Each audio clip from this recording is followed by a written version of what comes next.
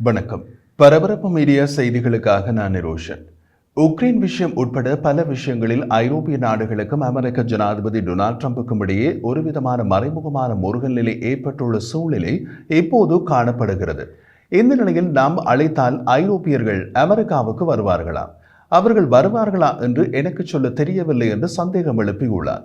அமெரிக்க ஜனாதிபதி Donald Trump வழமை போல கூறும் அதிரடி கருத்துக்களில் ஒன்றாக பாதுகாப்பு செலவினங்களுக்கு போதுமான பங்களிப்பை வழங்காத நேட்டோ நட்பு நாடுகளை அமெரிக்கா பாதுகாக்க கூடாது என்று பரிந்துரைத்தார். இது நேட்டோ கூட்டணியின் முக்கிய பாதுகாப்பு அம்சத்தில் சந்தேகத்தை ஏற்படுத்தியது. ட்ரம்பின் ஆட்சி என்றால் யாருக்கு பிடிக்கிறதோ இல்லையோ செய்தியாளர்களுக்கு பிடிக்கும். காரணம், தினமும் ஏதாவது ஒரு சர்ச்சையை ஏற்படுத்துவார். அதனால் தான் நாமும் பரபரப்பு மீடியாவில் வழமைக்கு மாறாக இப்போதெல்லாம் கனேடிய EST நேரம் மாலை 4 மணிக்கு காணொலி ஒன்றை பதிவேற்றம் செய்கிறோம். இது கூட சர்ச்சையை ஏற்படுத்தும் அப்படியான ஒரு விஷயம்தான். ஓவல் அலுவலகத்தில் செய்தியாளர்களிடம் பேசிய ட்ரம்ப் நேட்டோ அணுகுமுறையில் சாத்தியமான மாற்றம் குறித்து கேட்டபோது, சரி, நான் அவர்களிடம் நீங்கள் பாதுகாப்புக்கு பணம் கொடுக்க போவதில்லை என்றால் நாங்கள் பாதுகாக்க போவதில்லை என்று சொன்னேன். இதை நான் 7 ஆண்டுகளுக்கு முன்பு சொன்னேன். அதனால் அவர்கள் பல $100 பில்லியன் பாதுகாப்புக்கு ஒதுக்கினார்கள்.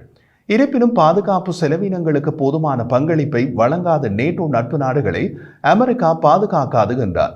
நேட்டோ கூட்டணி சாசனத்தின் பிரிவு 5 படி ஒரு உறுப்பினர் நாடு மீது தாக்குதல் நடத்துவது அனைவருக்கும் எதிரான தாக்குதல் என்று கூறுகிறது.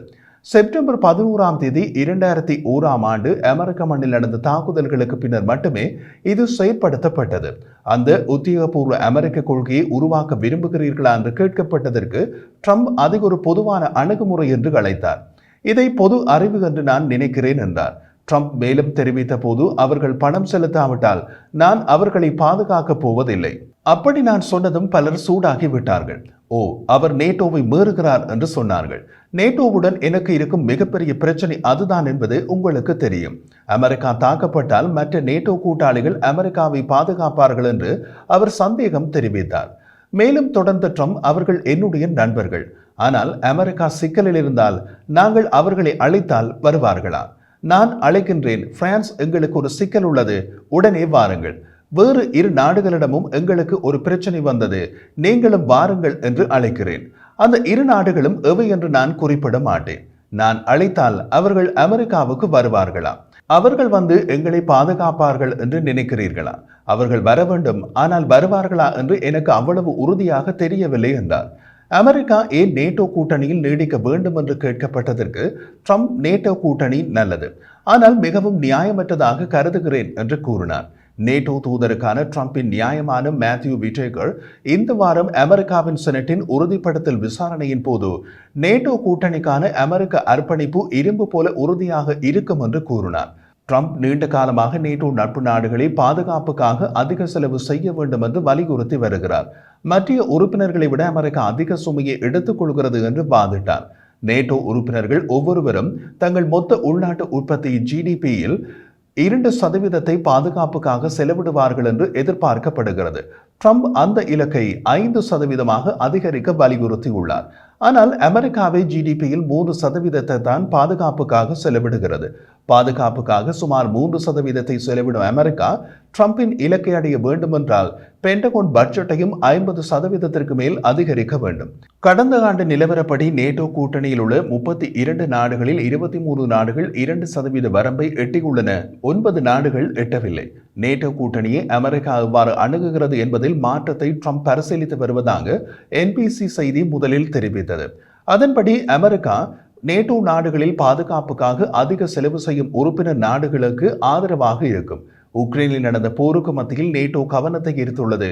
இது 3 ஆண்டுகளுக்கு முன்பு ரஷ்ய படைகள் தங்கள் அண்டை நாடு மீது படையெடுத்த போது தொடங்கியது.